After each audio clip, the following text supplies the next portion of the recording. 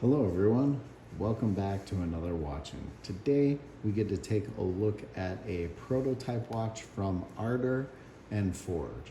Before we get to that, we'll do a quick wrist check and you'll see that I am wearing my Vostok Expedition North Pole. So one of the last videos I did was on a Vostok that I got to take a look at for R2A watches, and it made me bust out mine.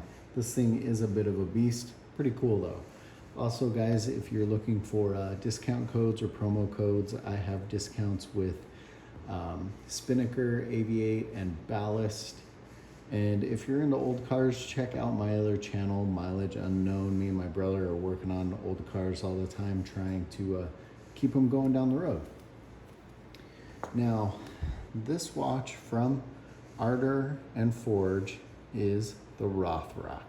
This is the first watch from them, and it is not actually out yet. This is a prototype. It's going to be released on Kickstarter on March 24th. I will have the links below for their site, and from their site you can go right over to Kickstarter and sign up, or sign up with email links from their site. So this one, the Rothrock, it does have 4 different variations on it. This one is the Detweiler. One I would like to actually look at is the thickhead. It's the all blacked out version. Really cool. So this one is a stainless steel case that has a proprietary stone finish, and it's a 42mm case. Now that stone finish is really cool. I mean, it's kind of a rough, gritty sandstone. On this particular version of the Rothrock, it gives it a very antique look. Now it's interesting because the Rothrock has real oak accents. As you can see in that chapter ring there, we've got some oak on the end of the crown. And then when we take a look at the back through that display case back, you can see on the weight there, they have some more oak, which is cool.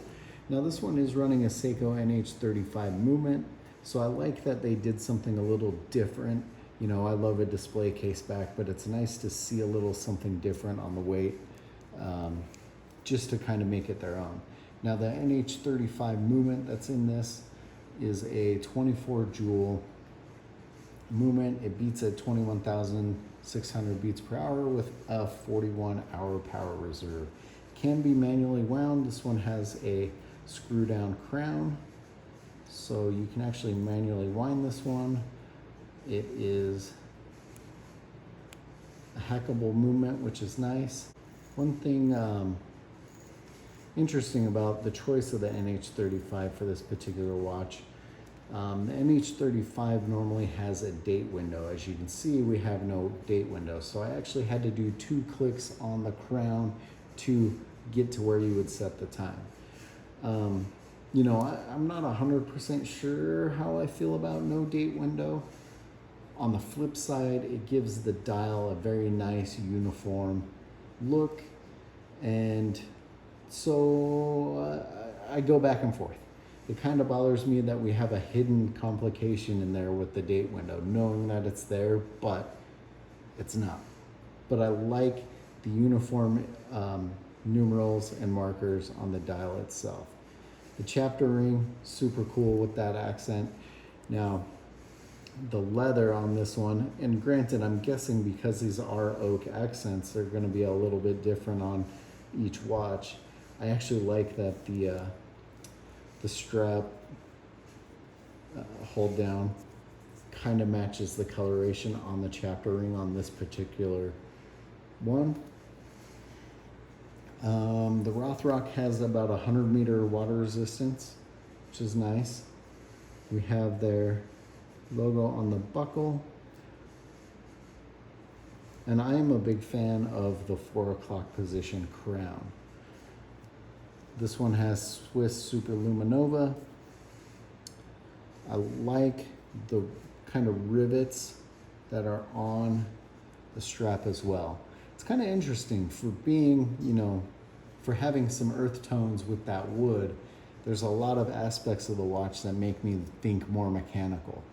You know, this finish on the case itself reminds me of a hammer tone finish in some of the automotive, and the bezel design here reminds me of a big gear or a sprocket, which is pretty cool.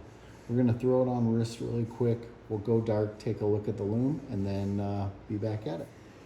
So here is that Rothrock on my roughly 7-inch wrist. Now that 42 millimeter case I think fits my wrist very nicely.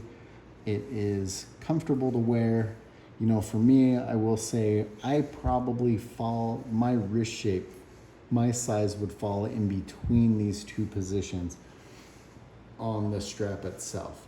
So I'm a little snug where it is, or a little loose, which I would probably tend to wear it more on the loose side. That's just how I am. But you can see there is 4 more positions for a larger wrist. Like I said, I roughly have a 7-inch wrist. It fits very nice. Let's go dark and take a look at that lume. Here we are in the dark, and you can already see the lume is actually glowing rather nicely, and that's just from it being under my lights out there. We'll hit it with the black light a little bit, see if we can get it to charge up a little more.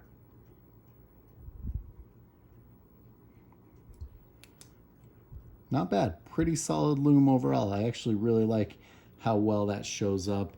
You know, sometimes to the camera in the dark, it doesn't show up as bright. I'm looking at it with my naked eye on the other side, and it's actually really, really bright and solid. Back in the light, and there's a final look at the Rothrock Detweiler. Like I said, I kind of wish I had got a chance to look at the thickhead because it's all black. There's 2 other color variations, one of which I believe has a full lume dial, which is also really cool. And I dig this one. I actually really like the design they put forth with this one. For a first watch coming out, I think it's really cool. So this goes live on Kickstarter on March 24th, and the first 50 or 55 in each color variation are going to be at $300, and then from there it's going to bump up to $350. So, you know, if you like this style, which I actually do, I recommend, you know, signing up for all the alerts so you can jump in on one of the early bird specials and save yourself 50 bucks. Let me know what you guys think of this one in the comments below. As always, guys, thanks for watching.